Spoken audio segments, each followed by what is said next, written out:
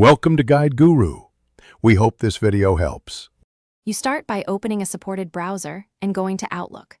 Live.com or the Outlook web link for your organization.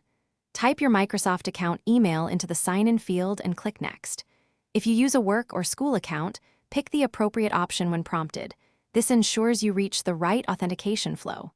Once done, make sure the browser shows HTTPS and a padlock so your credentials are sent securely before you enter the password. Now enter your password and use the show toggle if you need to confirm each character. That reduces typo retries. If prompted, select Remember Me or stay signed in only on a private device to avoid exposing your session.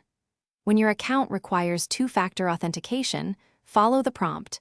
Approve the push in the Microsoft Authenticator app, enter an SMS code, or use a hardware key. These steps protect your mailbox and let Outlook. After signing in, you'll see the Outlook web interface.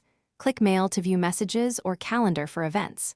If the page fails to load or you get a sign-in loop, clear cache and cookies or open a private /incognito window and retry.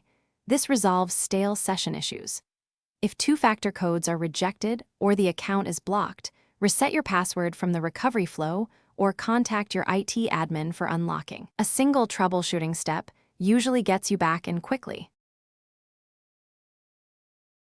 Thanks for watching. Consider subscribing if we helped you today.